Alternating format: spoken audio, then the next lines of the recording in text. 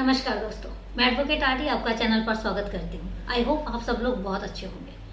दोस्तों, आज के केस की अगर मैं बात करूँ तो एक ऐसा केस जिसमें सुप्रीम कोर्ट ने कंपनियों को आदेश दिए वुमेन सेफ्टी के लिए कुछ रूल्स चेंजेस करने के लिए, और आज का ये केस जिसकी वजह से कंपनियों ने कुछ रूल्स चेंज किए वुमेन सेफ्टी के लिए। आज का एक ऐसा केस जिसमें ऑल ओवर इंडिया की सभी कंपनियों के एम्प्लॉयज़ ने इस बात के लिए धरना दिया कि वुमेन सेफ्टी के लिए कुछ स्ट्रिक्ट एक्शन लिए जाने चाहिए, कुछ स्ट्रिक्ट स्टेप्स जो हैं वो लिए जाने चाहिए ताकि वुमेन सेफ्टी के लिए एक बार सोचा जा सके। क्या है ये केस, क्या है पूरी वारदात, इसको हम जानेंगे आज सिलसिलेवार। जुड़े रहिए वीडियो में लास्ट तक। वारदात शुरू करूं उससे पहले यही कहना चाहूँगी कि अगर अभी तक आप अपने इस परिवार के सदस्य नहीं बने हैं या पहली बार वीडियो वॉच कर रहे हैं तो चैनल को सब्सक्राइब जरूर कीजिए और इसके अलावा बेल आइकन जरूर प्रेस कीजिएगा फर्दर नोटिफिकेशन के लिए। और उसके साथ ही आपकी वारदात के बारे में क्या राय है ये कमेंट बॉक्स में जाके कमेंट करके जरूर बताइएगा। तो चलिए दोस्तों, शुरू करते हैं वारदात। आज की जो वारदात है ये वारदात है 2005 की। आज की जो वारदात है ये है IT सिटी बेंगलुरु शहर की। और आज की जो ये वारदात एक ऐसी वारदात है जिसमें हर किसी को सोचने पर मजबूर कर दिया। जिनके साथ हम डेली रूटीन में उठते बैठते हैं, जिनके साथ हम डेली रूटीन में जिनको हम हर बार देखते हैं, और अगर वहीं से हमें धोखे मिलते हैं तो सोचने वाली बात है। आज की वारदात है प्रतिभा श्रीकांत मूर्ति की। प्रतिभा श्रीकांत मूर्ति के बारे में मैं आपको बताना चाहूँगी। इनका जन्म 1977 में हुआ। महज 15 दिन की थी कि इनके फादर की जो डेथ हुई स्टोव फटने से। घर में वो कुछ काम कर रहे होंगे, स्टोव फटा और उनकी डेथ हो गई। इसके बाद इनकी माँ गौरम्मा ने पाल पोस कर बड़ा किया। बहुत मेहनती थी इनकी माँ और हमेशा ये चाहती थी कि बेटी पढ़ लिख कर अच्छी जॉब करे, अपना करियर बनाए ताकि उनका जो जीवन है वो सफल हो सके। हम सब ये चीज़ सोचते हैं कि हमारे जो बच्चे हैं पढ़ लिख कर अपने पैरों पर खड़े हो जाएं और अच्छा मुकाम हासिल कर लें, बस यही हमारा जीवन का उद्देश्य भी होता है और इसके बाद हमारा जीवन सफल हो जाता है। सेम गौरम्मा का भी सपना था। नो डाउट बेटी ने सपना साकार किया। पढ़ने में भी तेज थी और पढ़ लिख कर उसने फिर अपनी हायर एजुकेशन अचीव की। इसके बाद प्रतिभा की शादी पवन सेठी से हो जाती है, जो कि बेंगलुरु में एक निजी कंपनी में एम्प्लॉय था। पवन सेठी और प्रतिभा की दोनों की ज़िंदगी जो है बहुत अच्छी चल रही थी और यहीं पर HP ग्लोबल सॉफ्ट में जो प्रतिभा है उसकी कॉल सेंटर में जॉब लग जाती है। शिफ्ट वाइज जॉब होती है बट उनको कोई प्रॉब्लम नहीं होती, क्योंकि बेंगलुरु में मोस्टली जो जॉब्स हैं वो शिफ्ट वाइज हैं तो वो भी कंफर्टेबल होते हैं। और चूंकि जब शिफ्ट वाइज जॉब होती है और कॉल सेंटर्स की जॉब होती है तो वहाँ पर जितनी भी बड़ी कंपनीज हैं सब में कैब प्रोवाइड होती है। कैब से आना, कैब से जाना, तो कोई दिक्कत वाली बात नहीं थी। सेम प्रतिभा के साथ भी यही था, उसको भी कोई दिक्कत नहीं थी। लेकिन अब बात आती है 13 दिसंबर 2005 की।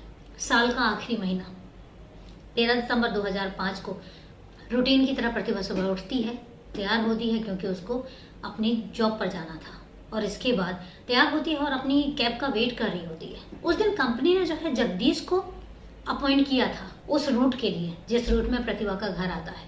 लेकिन जगदीश से पहले ही एक कैब पहुंचती है, कैब ड्राइवर पहुंचता है शिव कुमार। वो पहले भी प्रतिभा को लेकर जा चुका है।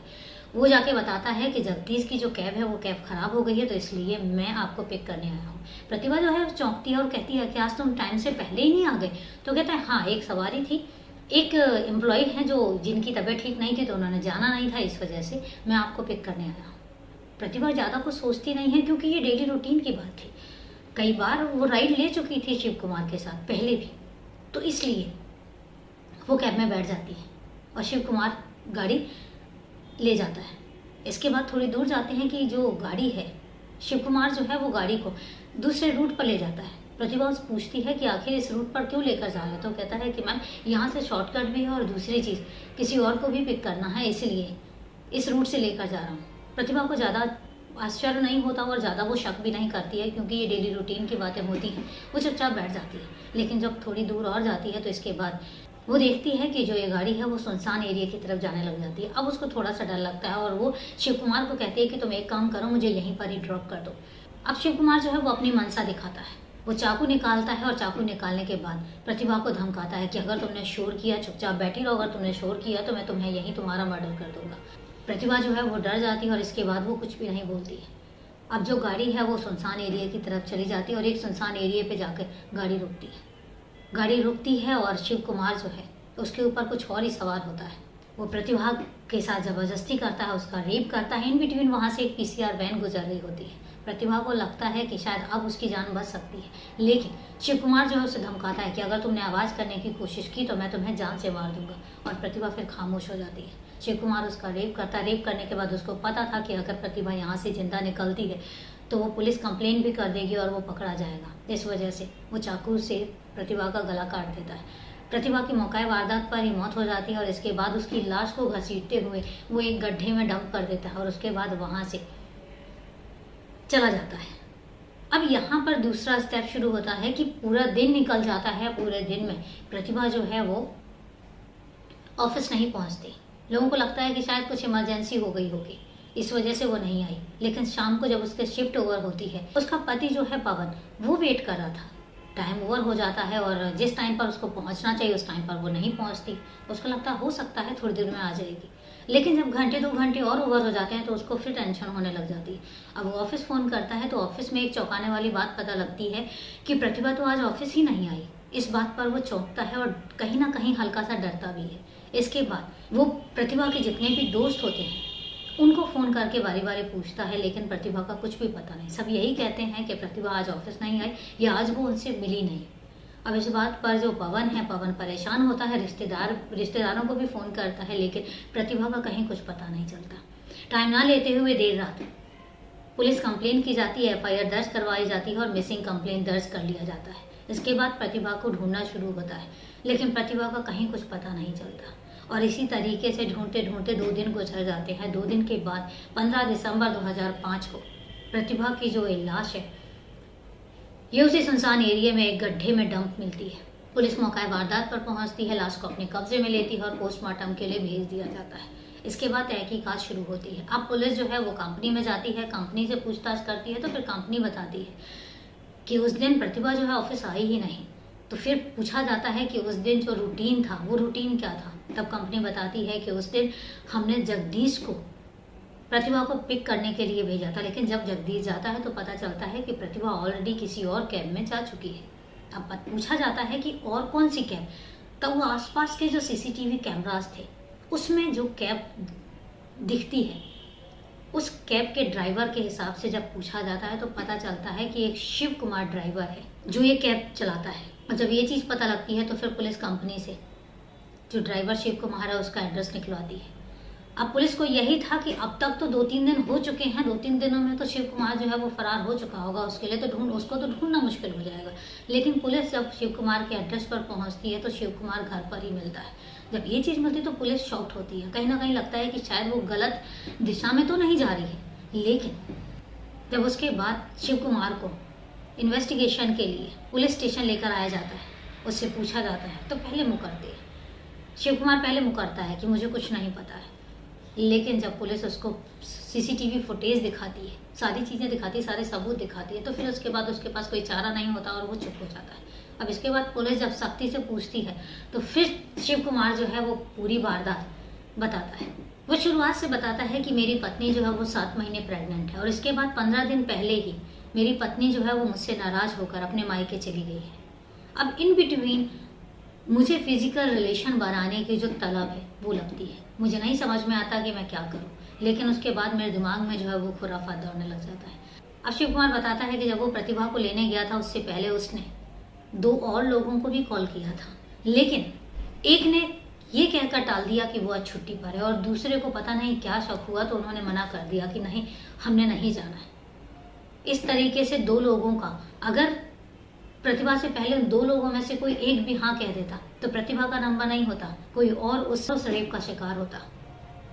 लेकिन चूंकि दोनों ने मना कर दिया, बारी आती है प्रतिभा की, इसलिए वो प्रतिभा को टाइम से पहले ही लेने पहुंच जाता है। प्रतिभा को भी शक नहीं होता और उसके बाद रेप करने के बाद वो उसकी जो बॉडी है गड्ढे में डंप कर देता है। इसके बाद पुलिस शिव कुमार को हिरासत में लेती है। हिरासत में लेने के बाद उस पर चार्जशीट फाइल करती है। इतने में पोस्टमार्टम की रिपोर्ट भी आ जाती है, जिससे साफ हो जाता है कि प्रतिभा के साथ पहले रेप किया गया, उसके बाद उसका गला काट के उसकी हत्या की गई। जब ये केस सामने आता है तो जितनी भी एमएनसीज कंपनी है उनके एम्प्लॉयज़ इस बात के लिए स्ट्राइक करते हैं कि कंपनी के रूल्स जो हैं वो चेंज होने चाहिए। सेफ्टी पॉइंट ऑफ व्यू से बहुत सारी चीज़ें हैं जो चेंज होनी चाहिए। और इसके बाद शिव कुमार पर केस चलता है। चूँकि ये केस जो है वो फास्ट ट्रैक कोर्ट में जाता है और सबसे पहले फास्ट ट्रैक सेशन कोर्ट में जाता है 2007 में, और 2007 से 2009 तक ये केस चलता है। 2009 में ये केस जो है फास्ट ट्रैक कोर्ट को सौंप दिया जाता है और फास्ट ट्रैक कोर्ट 2010 में एक डिसीजन देती है कि शिव कुमार को आजीवन कारावास की सज़ा सुनाई जाती है। जब तक कि उसकी मृत्यु नहीं हो जाती तब तक वो जेल में ही रहेगा और इसके अलावा 20,000 रुपये का जुर्माना भी लगाया जाता है। साथ ही कंपनियों को भी दिशा निर्देश दिए जाते हैं कि सेफ्टी पॉइंट ऑफ व्यू से, खासकर वुमेन सेफ्टी के लिए कुछ स्ट्रिक्ट स्टेप लिए जाने चाहिए, कुछ स्ट्रिक्ट कदम उठाए जाने चाहिए ताकि वुमेन सेफ्टी में कोई लापरवाही ना हो। इसके बाद ही सुप्रीम कोर्ट तक ये बात पहुंचती है और सुप्रीम कोर्ट फिर एक डिसीजन देते हैं कि जितनी भी बड़ी कंपनी है, जितनी भी एमएनसीज कंपनी है, जितने भी कॉल सेंटर्स हैं और जितनी भी कंपनियों के शिफ्ट वाइज जॉब है, वो कंपनी में एम्प्लॉयज़ को, खासकर वुमेन एम्प्लॉयज़ के लिए सेफ्टी पॉइंट ऑफ व्यू से कोई भी लापरवाही ना बरते। इसके बाद कंपनीज के बहुत सारे रूल्स जो हैं वो चेंज होते हैं, बहुत सारे सेफ्टी पॉइंट पर काम किया जाता है और इसके बाद बहुत सारी चीज़ें हैं जो चेंज होती हैं। इसके बाद से ही एक कदम होता है। पहले ये होता था कि जैसे कैब है, कैब एक पॉइंट पर एम्प्लॉयज़ को छोड़ती थी, शिफ्ट वाइज जॉब होता था। सपोज दैट अगर रात में 2 बजे शिफ्ट खत्म हो रही है तो जिस पॉइंट पर पिक करते थे उसी पॉइंट पर छोड़ देते थे। उसके बाद अंदर कितना अंदर घर है ये उनकी रिस्पॉन्सिबिलिटी नहीं थी। लेकिन इस केस के बाद कुछ चीज़ें ऐसी चेंज होती हैं कि जब तक अगर देर रात किसी एम्प्लॉय को उस पॉइंट पर छोड़ा जाता है तो उसके घर तक छोड़ा जाए, और अगर घर तक कैब नहीं जा सकती है तो कोई ना कोई उसके साथ जाकर, जब तक कि वो घर के अंदर अपने एंटर नहीं हो जाते हैं तब तक उसको वहाँ से अकेला छोड़कर ना आया जाए। बहुत सारी चीज़ें हैं जो चेंज हुई हैं, बहुत सारे सेफ्टी पॉइंट्स हैं जो चेंज हुए हैं। इस पूरे केस में अगर किसी ने फाइट किया तो सबसे ज़्यादा फाइट प्रतिभा की माँ गौरम्मा ने किया। उसके जो पति है पवन सेठी जो है इस केस के दौरान ही शहर छोड़कर चला जाता है और उसके बाद वो शहर चेंज कर लेता है और उसके बाद वो दूसरी शादी कर लेता है। लेकिन इस केस में पवन सेठी या पवन सेठी के घर वालों में से किसी ने भी स्टेप नहीं लिए, किसी ने भी न्याय के लिए मांग नहीं की और किसी ने भी इस केस में कोई दिलचस्पी नहीं दिखाई। हैरान करने वाली बात थी, परेशान करने वाली बात थी, लेकिन हकीकत यही थी। तो ये थी दोस्तों पूरी वारदात। अब वारदात के बारे में आपकी क्या राय है कमेंट करके मुझे ज़रूर बताइएगा। तो चलिए दोस्तों, मिलते हैं फिर कल एक नई वारदात के साथ। तब तक के लिए नमस्कार, जय हिंद।